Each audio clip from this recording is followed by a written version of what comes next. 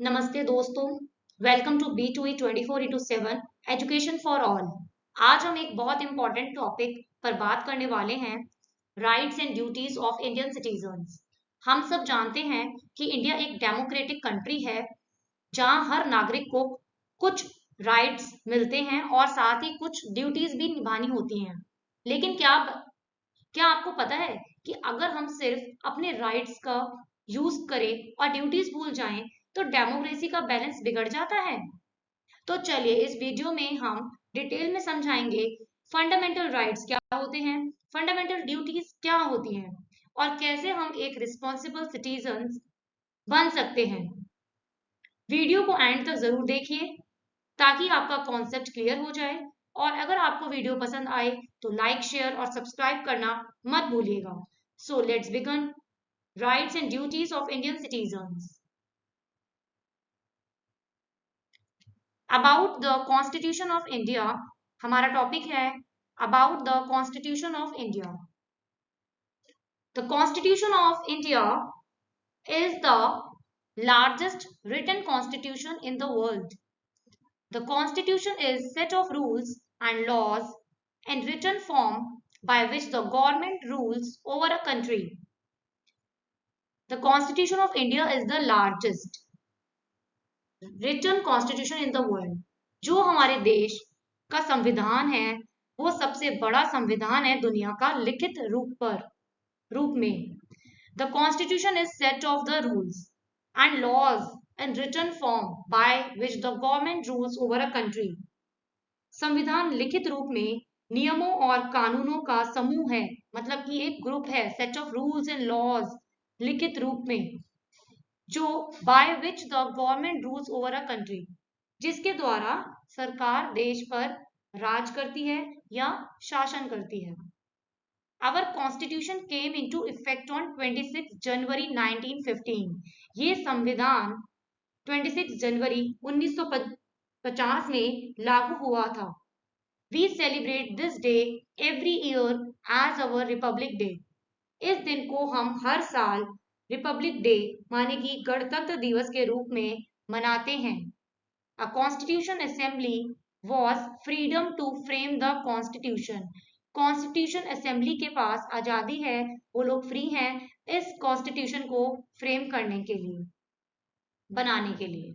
Doctor Rajendra Prasad was the president of the assembly. इस assembly के जो प्रेसिडेंट थे वो थे doctor Rajendra Prasad.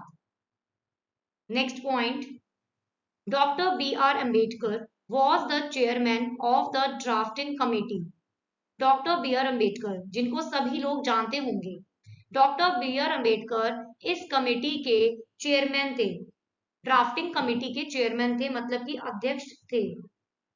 Rules and laws were prepared and the constitution of India was adopted on 26 January 1950 and India became a republic. नियम और कानून बनाए गए और ये कॉन्स्टिट्यूशन, ये संविधान 26 जनवरी 1950 को अपनाया गया था। भारत एक गणराज्य बना, इंडिया बिकम अ रिपब्लिक। उस दिन जो इंडिया था वो रिपब्लिक बना। Our constitution is decided on 3 principles. हमारा जो संविधान था वो 3 सिद्धांतों पर आधारित था। 3 प्रिंसिपल्स माने सिद्धांत। पहला है डेमोक्रेसी, सेकुलरिज्म एंड सोशलिज्म। ये तीनों आपके प्रिंसिपल्स हैं। इन्हीं 3 प्रिंसिपल्स पर हमारा जो संविधान था वो आधारित है। नेक्स्ट है डेमोक्रेसी। डेमोक्रेसी का मतलब होता है लोकतंत्र। Democracy is a form of government which is elected by the people of a country for their welfare.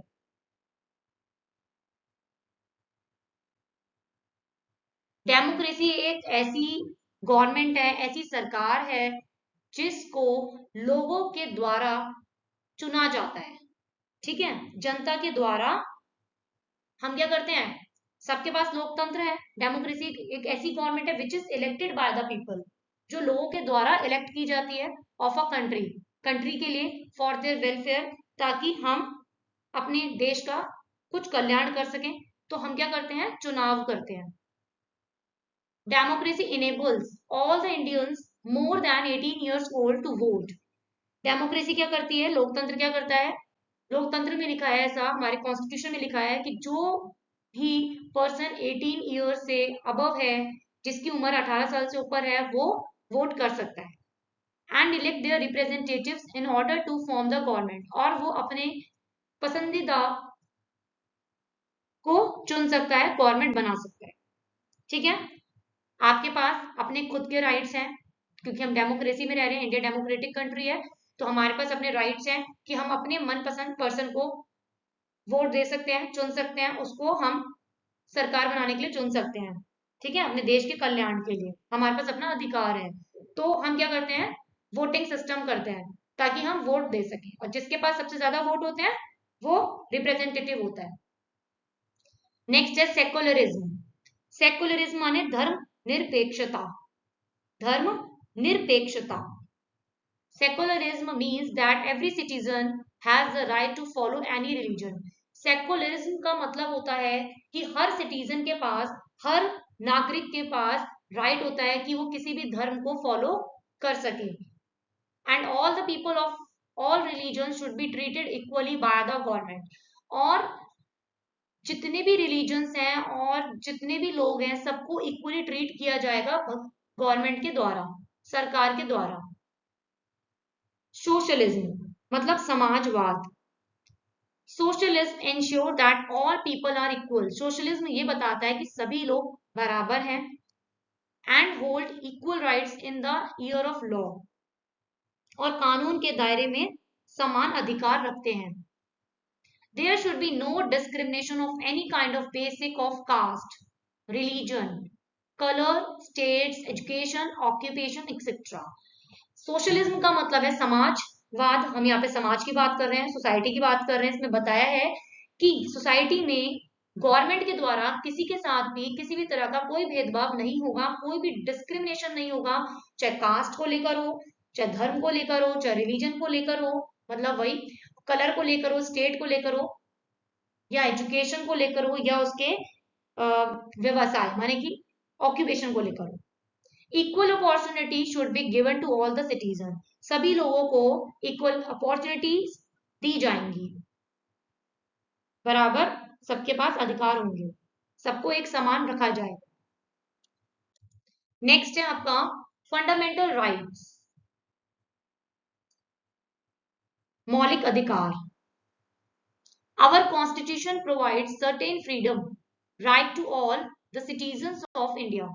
हमारा संविधान भारत के सभी नागरिकों को कुछ स्वतंत्रताएं प्रदान करता है, सबको राइट्स प्रोवाइड करता है। There are 6 fundamental rights.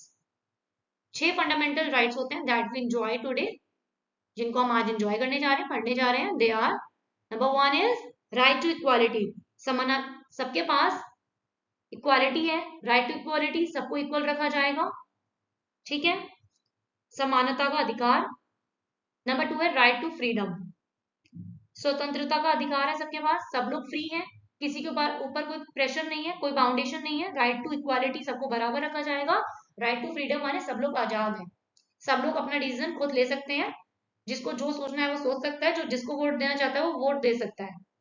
किसी के ऊपर किसी भी तरह का कोई प्रेशर नहीं है, कोई डिसीजन लेना चाहता है तो आप डिसीजन भी ले सकते हो, you are free.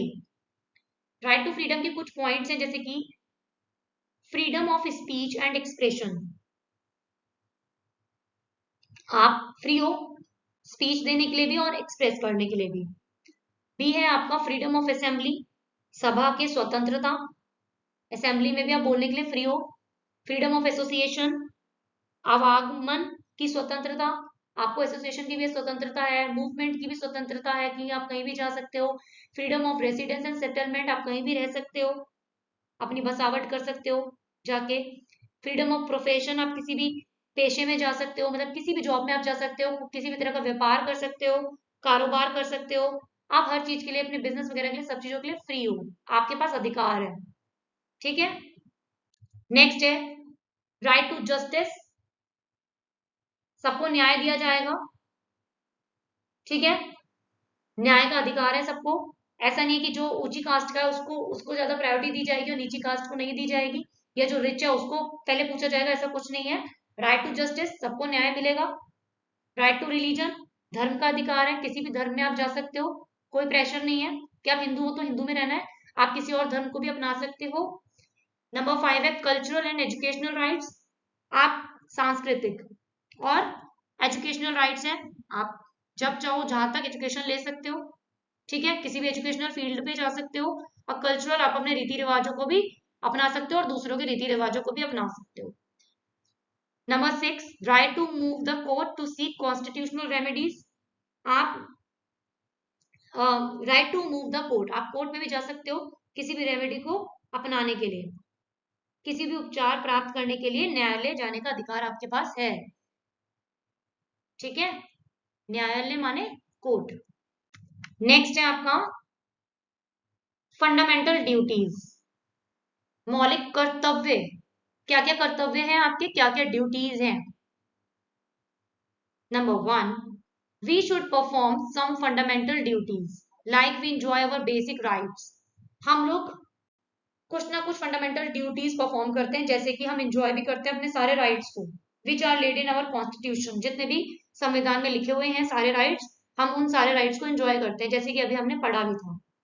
Some of them are as below, कुछ राइट्स लिखे हुए हैं, कुछ ड्यूटीज लिखी हुई हैं, जैसे कि respect the ideals laid in the constitution, हमें अपने आदर्शों का सम्मान करना चाहिए, अपने संविधान का सम्मान करना चाहिए, ठीक है।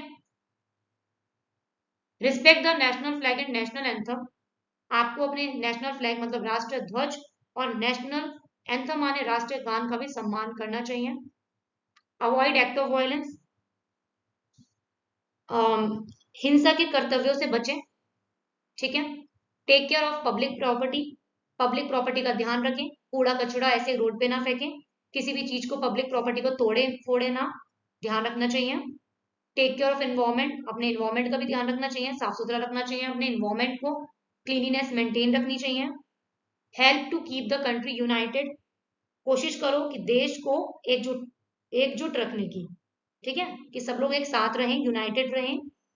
Hold the spirit of harmony and brotherhood, भाईचारे की भावना रखो। Defend the country in times of need, जरूरत पड़ने पर अपने देश को डिफेंड करो, मतलब कि अपने देश की रक्षा करो, अपने देश को बचाओ। नेक्स्ट है डायरेक्टिव प्रिंसिपल्स, निर्देशक सिद्धांत। Our constitution has also laid down certain guidelines or principles for the government to follow. हमारे संविधान ने सरकार के लिए कुछ सिद्धांत बनाए हैं, ठीक है, सिद्धांत और हो गया, ठीक है, निर्धारित किए थे कुछ प्रिंसिपल्स और कुछ गाइडलाइंस, हमारे कॉन्स्टिट्यूशन में गवर्नमेंट के लिए कुछ गाइडलाइंस हैं, कुछ प्रिंसिपल्स दिए हुए हैं, they are called directive principles, उनको डायरेक्टिव प्रिंसिपल्स कहा जाता है। They help the government to work for the welfare, और वो जो कॉन्स्टिट्यूशन में सब कुछ लिखा हुआ है गवर्नमेंट के लिए, जितनी भी गाइडलाइंस दिए हैं, जितने भी प्रिंसिपल दिए हुए हैं, वो गवर्नमेंट की क्या करती है, गवर्नमेंट के कामों में मदद करती है, ताकि हम सिटीजन्स की या अपने देश की देश के वेलफेयर के बारे में सोच सकें। जैसे कि people should have better living condition, कि जो लोग हैं वो अच्छे से बेटर लिविंग कंडीशन में रह सकें, अपने जीवन अच्छे से व्यापित कर सकें, चला सकें।